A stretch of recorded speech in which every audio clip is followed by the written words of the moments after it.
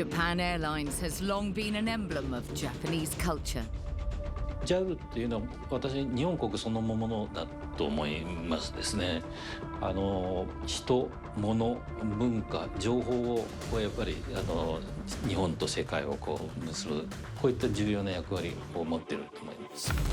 But less than a decade ago, Japan Airlines took a nosedive. They've got $25 billion worth of debt, so their debt is 100 times what their valuation is. It was so obvious that unless something dramatic changed, this whole company would go bankrupt, which would be a severe blow for the whole psychology of the country. This is the story of how a nation's flagship airline nearly went bust. Japan Airlines, it's likely to declare bankruptcy. And how it was saved by a Buddhist monk turned CEO. 着実にあれを実行できれば私は再生可能だと思っています。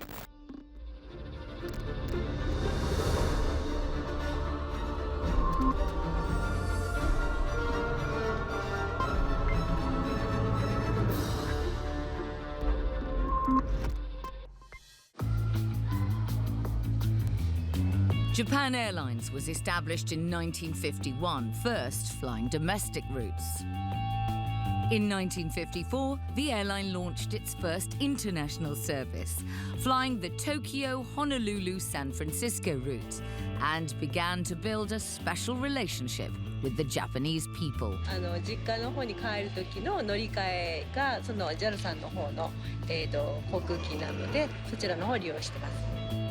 With its emphasis on service, the airline has traditionally been a source of national pride.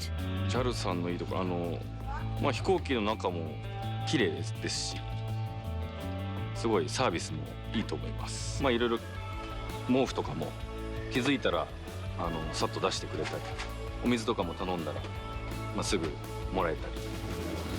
JAL で。ありがとうございます。In 1970, Japan Airlines acquired its first Boeing 747 jumbo jet, the first Asian airliner to buy one. And by 1983, Japan Airlines became the world's #1 performer for both passenger and cargo transportation. It maintained the #1 position for the next 5 years. The economy has been roaring. The demand for air transportation obviously has been rising a lot, and that helps spoil Japan Airlines' performance. For many of the routes from Japan to any other destinations internationally, it was the only carrier from Japan at that point in time. So its competition is limited. In the mid-1980s, Japan Airlines management recommended that the airline should no longer be government-owned, but instead operate as a privately run company to improve professionalism and profitability. With ambitious expansion plans, Japan Airlines became fully privatized in 1987, with access to huge amounts of investment, using it to amass the largest fleet of Boeing 747s in the world. No expense was spared in its branding and marketing efforts. The airline built a reputation for offering premium services at economy prices. Japan actually has a very strong culture of service that they try to, ahead of time, think about what customers may want or may request. And so, in the sense, customers are more relaxed because they know that these are some of the things that the airlines would have thought of and therefore are prepared to have a solution of sorts.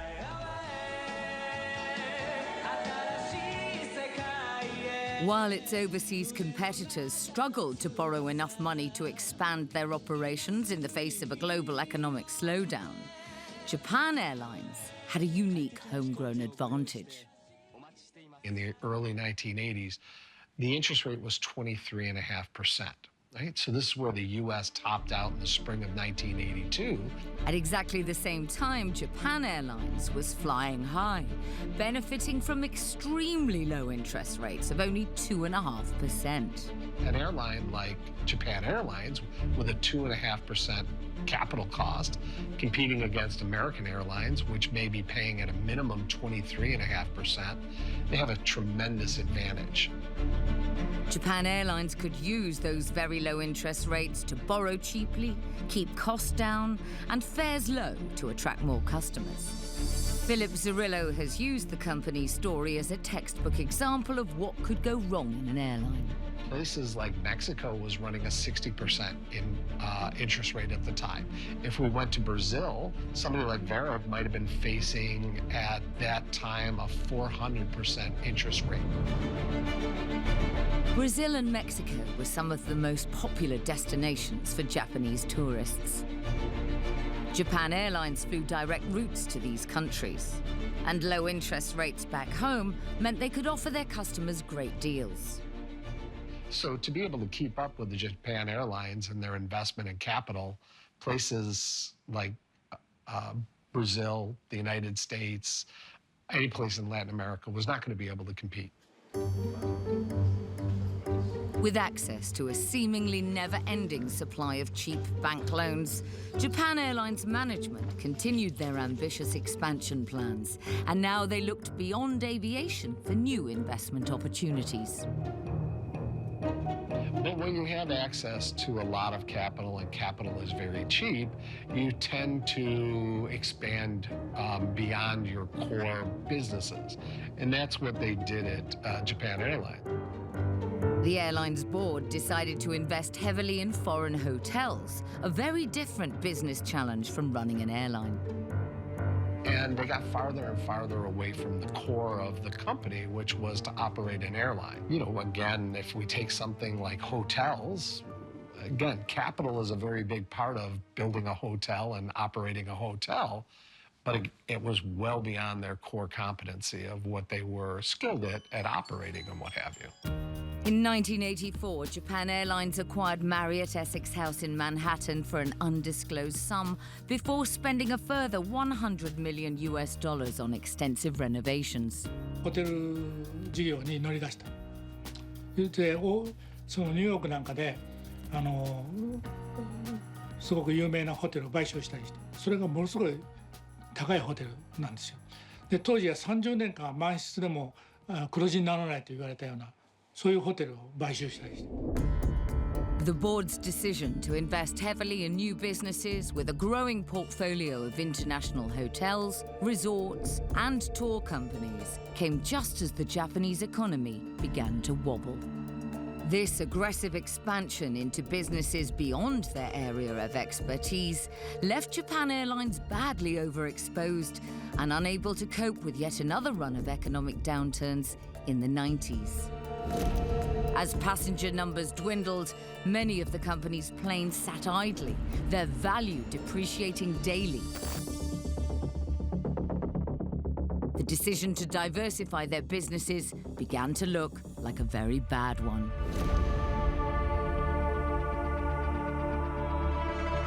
The economy was sinking. They realized that the economy was actually busting. The boom that happened in the 1980s was probably not going to be seen again for a little bit. So the demand for air transportation and also some of the other services in the economy certainly were hit.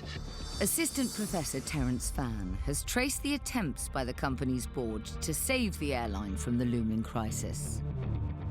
If you look at the number of destinations it served, in places like Europe, for example, it used to serve like 12 destinations. It was cut to about 7.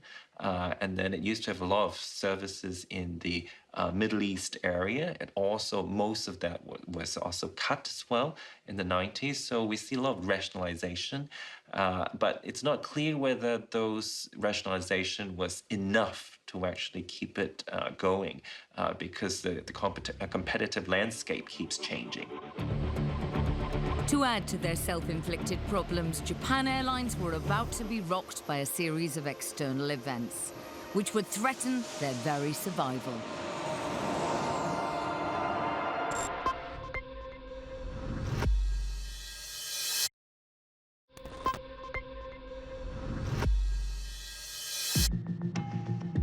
By 1987, Japan Airlines was one of the most prestigious carriers in Asia, boasting the largest fleet of Boeing 747s in the world.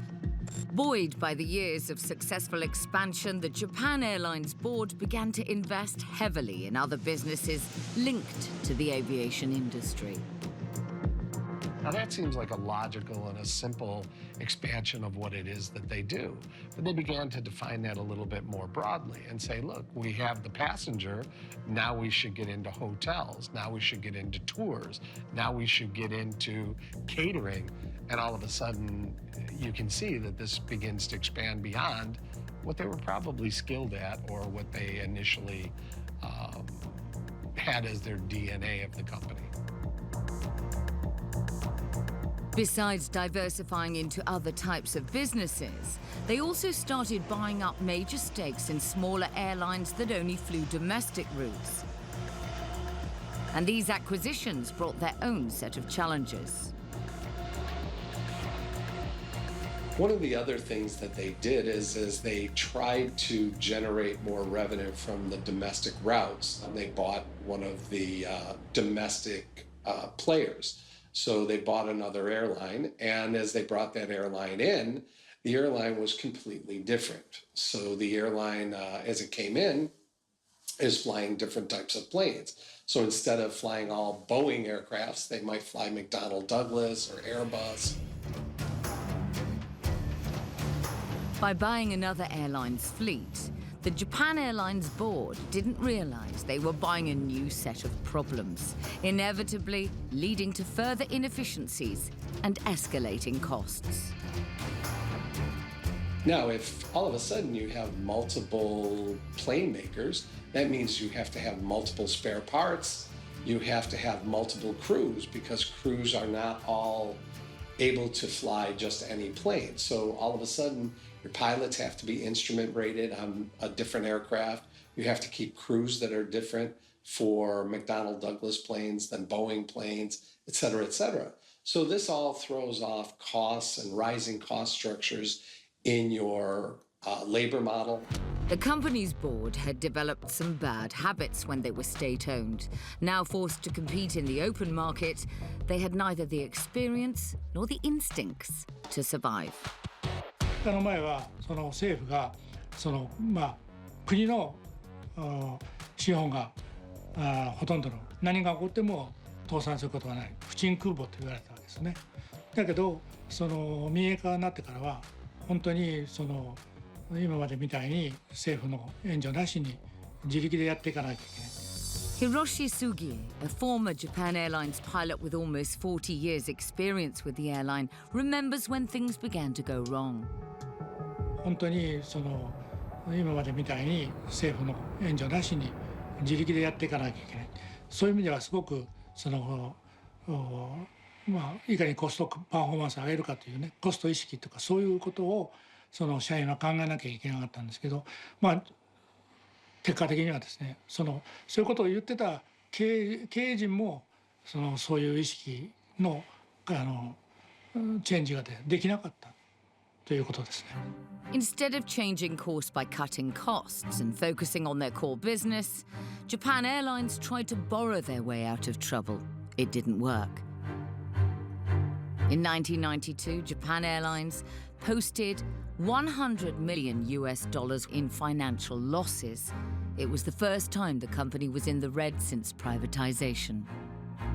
The big news story today here in the Asia Pac is Japan Airlines. It's likely to declare bankruptcy as early as next week, and there's a lot of trouble for the national... In response, the company finally slashed its workforce and began selling off some of its assets, desperately trying to undo the lavish overspending of the 1980s.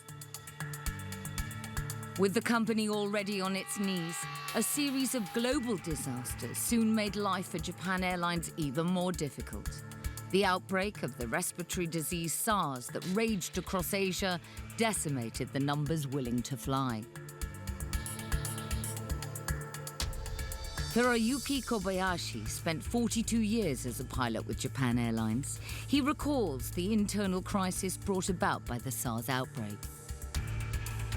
SARS やっぱりパセンジャーお客様の数が減ったっていうことがありますですね。それが一番会社のマネジメント経営にとっては一番大きな影響がありましたですね。それからいろんなそのコストですね、いわゆるその交通費交際費あるいはいろんなミーティングを減らすとか、そういったあるいは宣伝を減らす。And the blows kept coming. The New York World Trade Center attack in 2001 and the subsequent war in Iraq 2 years later rocked the global aviation industry. And the Japan Airlines board, previously insulated from real-world pressures by its government paymasters, simply lacked the practical experience required to deal with sudden turbulence. With global uncertainties looming, more people were choosing not to fly, and the aviation industry had to continue operating on steadily shrinking profit margins. So if we think about what people pay in terms of the dollar figure, and in terms of on average, what airlines could get in terms of profit, what we expect is out of $100 that we pay, typically airlines only get maybe $2 or $1 or $5, certainly less than 10 in many cases, that they can translate into profits. For Japan Airlines, their already tiny profit margins were wiped out when passenger numbers began to collapse. The company had to ask the government-owned Development Bank of Japan for an emergency loan of approximately $800 million, a desperate move that shook the confidence of customers and its own workforce. もちろんみんな嬉しくはないですけど、不安は持ってたんですけど、これはもう経営破綻しましたので、これは仕方がないことだったと思いますね。Mired in debt, shaken by a series of global shocks, and with an indecisive board, Japan Airlines' ability to survive looked far from certain.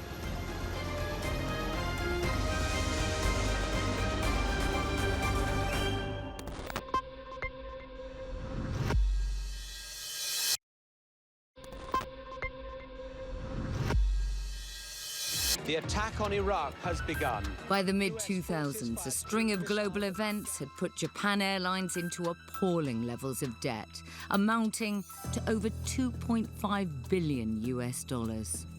Even at home, Japan Airlines now lost its dominance of the domestic market to rival All Nippon Airways. The only response from the board was to take on further loans of nearly $630 million. So why were other rival airlines better able to survive these tumultuous times? If we compare Japan Airlines with Singapore Airlines, we actually see Singapore Airlines being more profitable for more years and so on. And I think that has to do with the fact that Singapore Airlines for many years had been operating in a fairly competitive environment. And I think that helps keep management on the toes and in tune with the latest changes. Like Singapore Airlines, Japan Airlines had always tried to live up to its image as the flagship of the nation. So the unique thing about JAL is that it's a Japanese company, so it's got that sort of Japanese culture. They call it omotenashi here, so it's kind of expecting what the customer wants before the customer actually asks for it. So that's what makes them unique. Keiichi Nukina is an aviation enthusiast who followed Japan Airlines over the years and learned to value the traditional standards of service offered. One thing that distinguishes JAL from most of the other airlines out there is on several of their aircraft, they use a business class product called the Apex suite. So it's really spacey and it's kind of private. So it's considered to be one of the best seats out there. That's what makes their business class, at least on some routes, somewhat unique. A uniquely Japanese approach to service that we embody. But it was just this kind of old-fashioned, over-the-top service that was making Japan Airlines unable to compete with its more nimble rivals. The biggest issue was the inefficiency, which was kind of caused by the mindset of we're invincible. So they were always backed by the government, so they always thought the government would have their back, and they would spend money left and right. The crisis sort of opened all of the problems. Everyone suddenly could see as revenues broke away, as high-yield travelers, business travelers, didn't travel so much anymore. And then suddenly you could see how big the losses really were, how inefficient the airline really was. Professor Jochen Wirtz has analysed why some service companies get things so badly wrong. There was a lot of bureaucracy, a lot of complacency, very slow decision-making, and not really the guts and the energy to make deep-seated changes to the airline. With the odds stacked against it, Japan Airlines came to a screeching halt in 2010. The company was collapsing under a terrifying $25 billion worth of debt. Japan Airlines had to file for bankruptcy protection. The company vowed to slash some 15,000 jobs and received yet another bailout from the state to the tune of $11 billion. But pouring good money after bad by itself was never going to do the trick. Now, a sharp drop in traveler volume, if Japan Airlines can't commensurately reduce their operating costs, they're going to face a tremendous negative consequence on their earnings and their financial situation. And that's exactly what happened. Tough aviation rules prevented Japan Airlines from coming up with flexible solutions to reduce costs.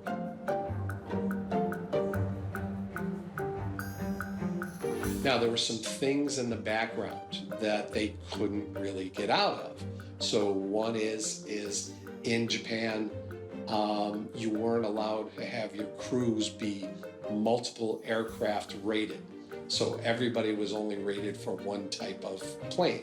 So the ability to convert to smaller planes or shift crews between planes, all of that stuff was off the table for them. Secondly, they had bought all 747s. I mean, they went to big planes and they didn't really fit the planes to meet the routes. What the smaller airlines were doing, or the startup airlines were doing at the time, is starting out small. And what they were doing is eating into the seat volume on each and every one of these routes. By flying smaller planes, these airlines had lower overheads, operating with smaller crews and less fuel. The smaller airlines were able to fly at full capacity, while Japan Airlines was flying with far too many empty seats. You know, when that happens, you'll be chalking up a lot of losses. Certainly, Japan Airlines was not alone in that, but the point was that before going into this crisis, it was already heavily in debt. It was not in a position to really make drastic moves, so it just could not really survive. Faced with this existential threat, the former owners of Japan Airlines, the Japanese government, finally decided to intervene. After the financial crisis, when suddenly the losses became so big that it was so obvious that unless something dramatic changed, this whole company would go bankrupt, which would be a severe blow for the whole psychology of the country. It is the flag carrier. It's Japan Airlines. I mean, how can you let a company of a proud country go bankrupt just like that? With national pride at stake, the Japanese government set up a committee of external experts to save Japan Airlines.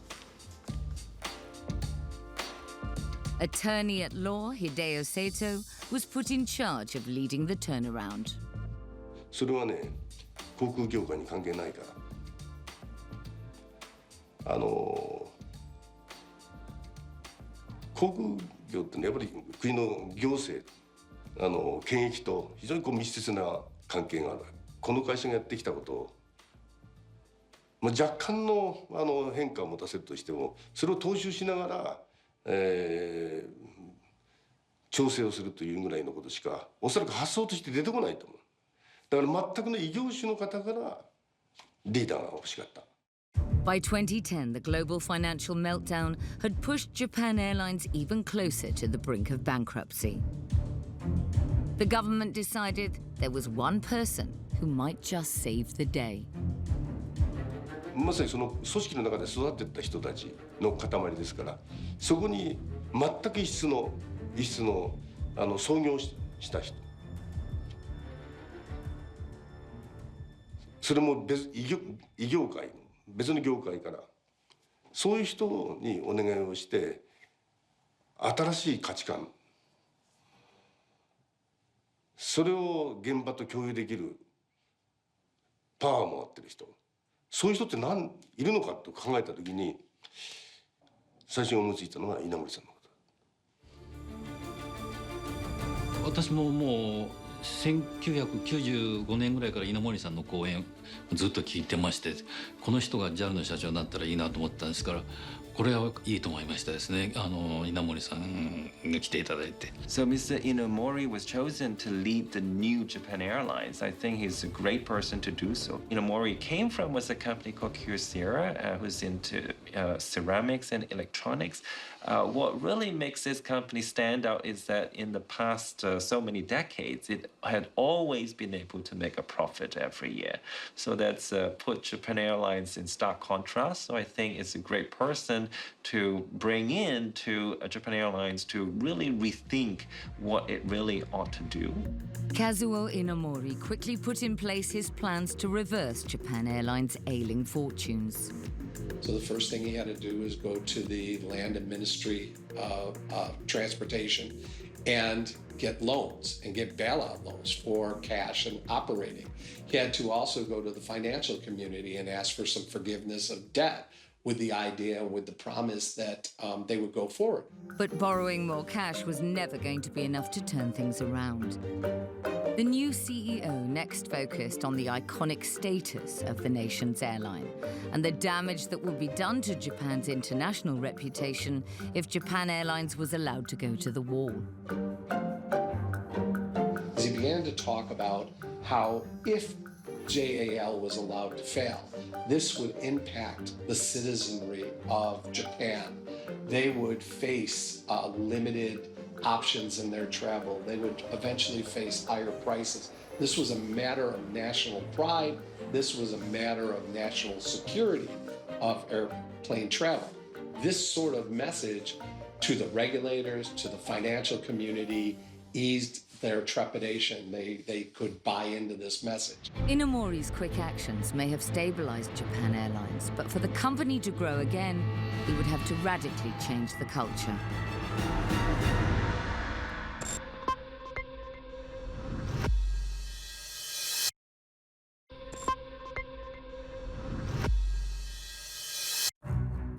The future of Japan Airlines rested in the hands of one man, Dr. Kazuo Inamori, a trained Buddhist monk with no previous experience in the aviation industry. Inamori was not a conventional choice as CEO, but amongst the Japanese business community, he developed a unique reputation for challenging common business practices and valuing people over profits, a philosophy he demonstrated by taking no salary for the first 3 years at Japan Airlines. And he came in with a new vision and with hope and with common sense.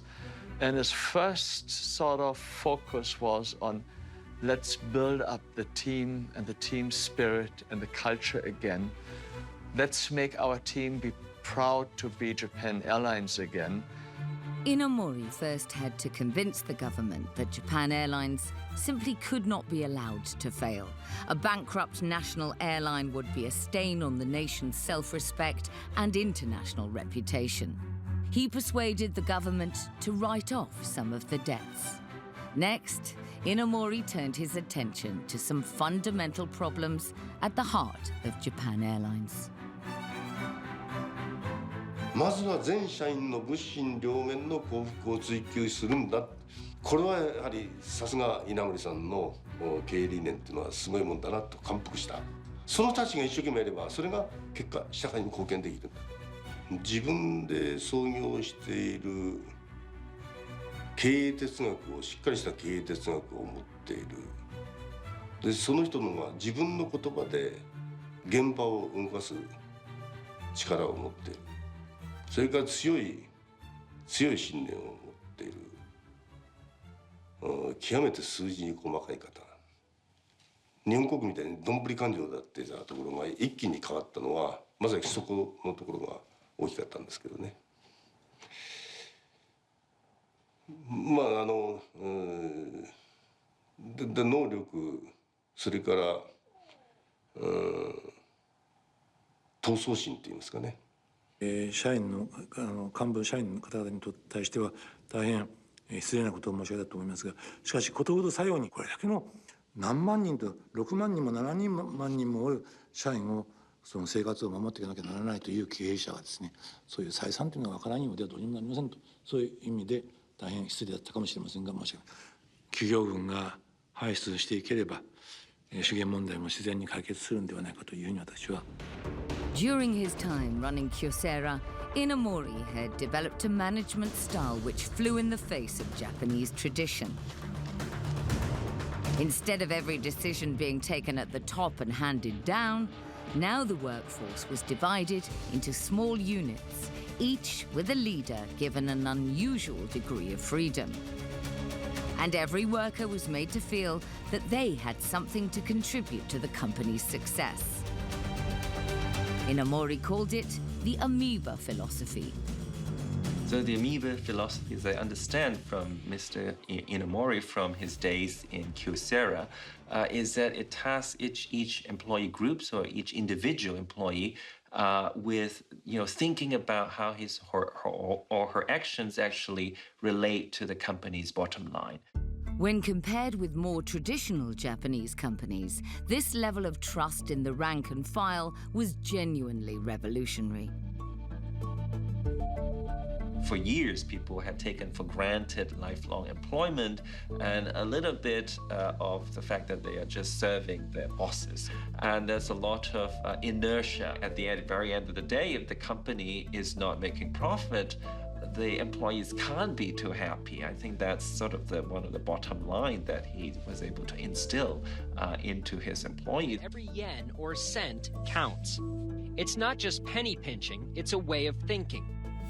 Employees, from pilots to maintenance workers to customer service reps, are encouraged to attend a philosophy course. Small steps leading to one of the biggest corporate turnarounds in Japanese history. But Inamori could also make tough decisions. Faced with a bloated workforce, the former Buddhist monk was quick to wield the axe. At the time, they were running about 50,000 employees. And 16,000 employees were going to be cut. So you're talking about cutting something north of 30% of your labor force.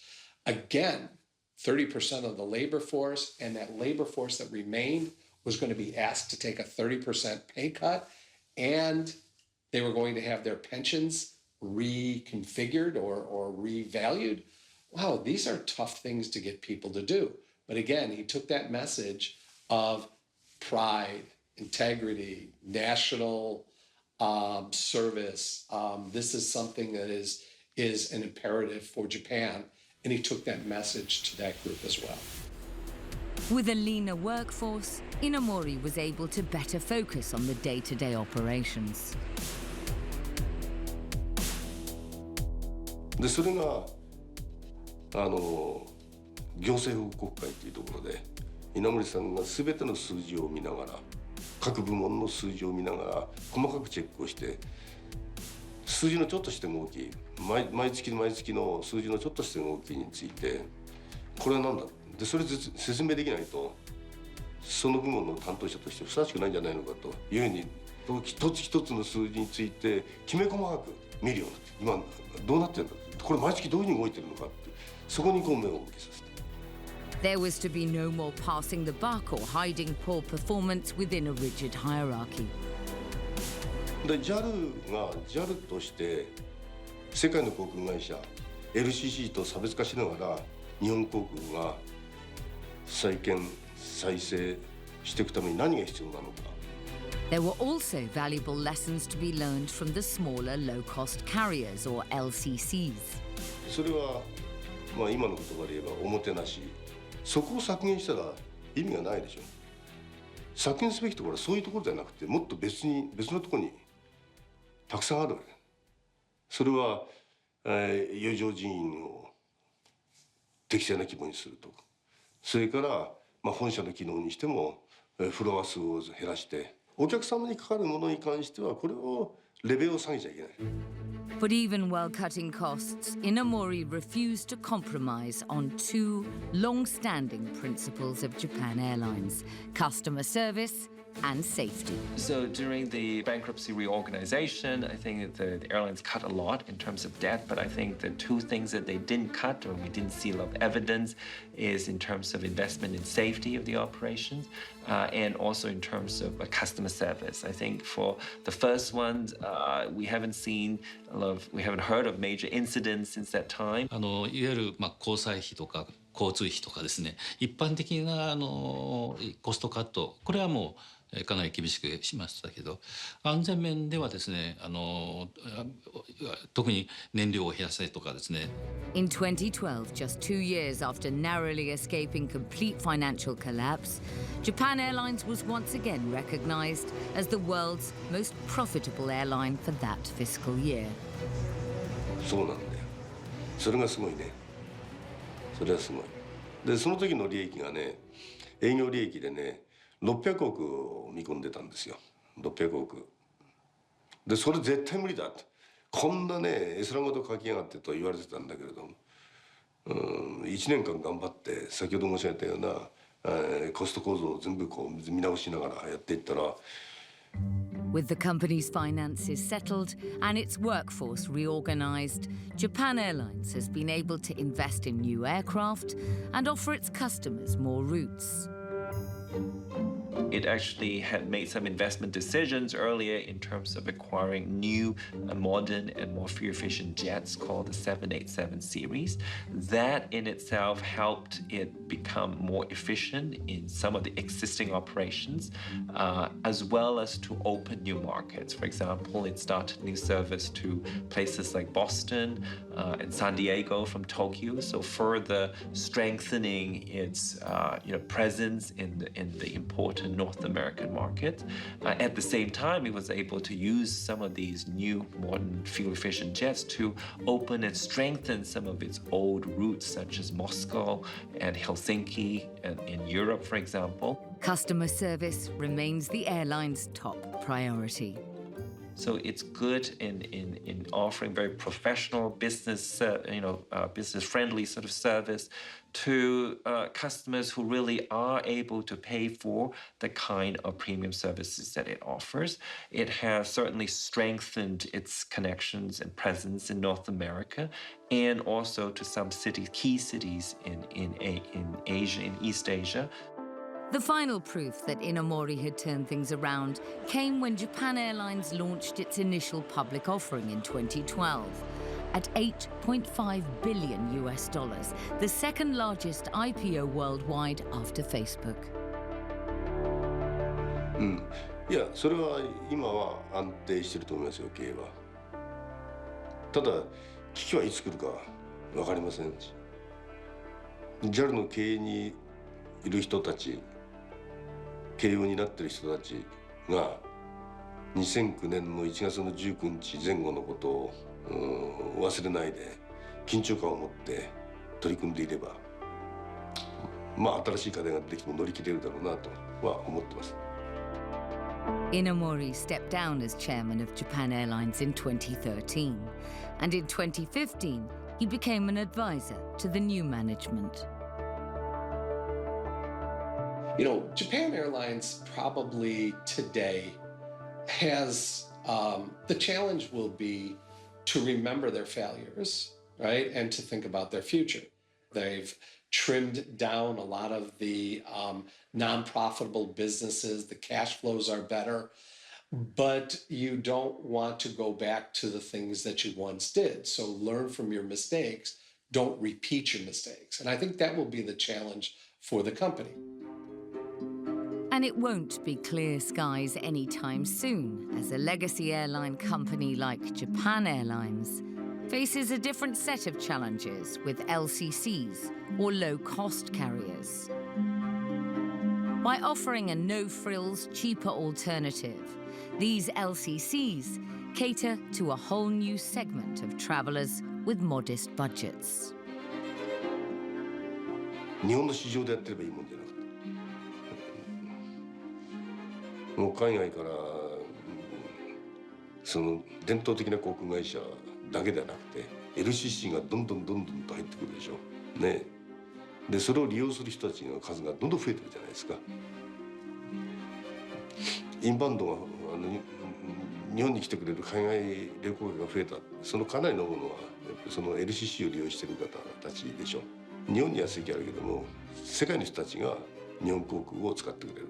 だからインバウンドの人たちも日本人が外で出かける時も利用できると。こうしなきゃいけない。だから日本人が外行く時使うけれども帰りはその人たちがさらになってくると空席で送ってくれるじゃダメで、むしろ海外の人たちがそこに乗って日本に訪れてくれるよ。まあこれは航空会社だけではなくて日本の観光政策全体に関わるような問題なんでしょうけどね。まあ、そういう中で、これからの大変な時期にどうなんだろうね。LCC 基本的にはね短い距離をね多頻度でねポンポン飛ぶから。They are definitely going to continue serving the premium routes with JAL, but they're also trying to start out a new low-cost airline for their medium and long-haul flights. They will be started in 2020, around the Olympics or before the Olympics. The 2020 Summer Olympics in Tokyo will give Japan Airlines an added opportunity to boost revenues as a global audience flies in to support their athletes. 次の未来へ JAL は東京2020オリンピック・パラリンピックのオフィシャルエアラインパートナーです。But the airline will need to ensure that the hard-learned lessons of the past are not forgotten. I don't think it will try to grow as big as possible, but I certainly think it can grow consistently and profitably going forward using exactly the same philosophies that has guided Japan Airlines in the past few years. Japan has a very strong image in terms of hospitality, in terms of their precision and their a strong adherence to traditions and to protocol and to reliability and to quality. And I think all of that is brought back into the Japan Airlines brand. And that is unique to them.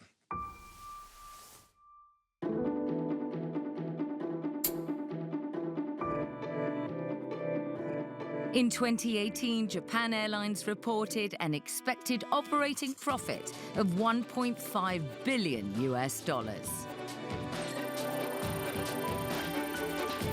New routes are being offered to the Middle East, Africa, and Central Asia.